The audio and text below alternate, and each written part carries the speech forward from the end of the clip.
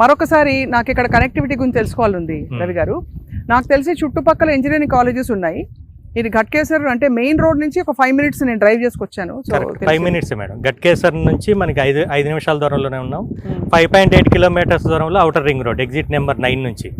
ఇంకా plus point ఏంటంటే exit number 9కి ఎగ్జిట్ నెంబర్ 10కి కూడా సేమ్ డిస్టెన్స్ ఉంటుంది మేడం. 5.8. మనం గౌరెల్లి దగ్గర దిగినా కూడా 5.8. వీటన్నిటికి మించి 3 హైవేల కనెక్టివిటీ రోడ్డుకి ఉన్నాం. ఓహో, 3 ఏవే హైవేలు చెప్పండి ఒకసారి. ఇప్పుడు మనకి హైదరాబాద్ వరంగల్ హైవే ఇండస్ట్రియల్ హైవేకి 5 kilometers దూరమే. రేపు రాబోతున్న హైదరాబాద్ భద్రాచలం హైవే కూడా 2.5 kilometers దూరంలోనే ఉన్నాం. అన్నిటికీ మించి మన 15-18 kilometers దూరంలో విజయవాడ హైవే. 3 హైవేలకి ఇది కనెక్టింగ్ రోడ్ అండి. ఇక్కడ తీసుకుంటే ఏ ప్రాంతానికైనా చాలా ఫాస్ట్గా వాళ్ళ గమ్యస్థానాలకు చేరుకోవచ్చు. ఇప్పుడు ఎయిర్పోర్ట్ తర్వాత ORR వల్ల వచ్చే బెనిఫిట్స్ ఏంటి? ఎయిర్పోర్ట్ ఇవన్నీ ఎంత దూరం ఇక్కడ నుంచి? ఎయిర్పోర్ట్ కూడా 30 minutes లోనే వెళ్ళొచ్చండి. ఓహో, 30 minutes లో వెళ్ళిపోవచ్చు ఎయిర్పోర్ట్. ఓన్లీ ఎయిర్పోర్టే కాదు, మనకి రైల్వే పరంగా చూసుకున్నా కూడా చల్లపల్లి రైల్వే స్టేషన్ కూడా 15 kilometers దూరంలోనే ఉంది. అదే మీరు ఇందాక అన్నట్టు అవుటర్ రింగ్ రోడ్.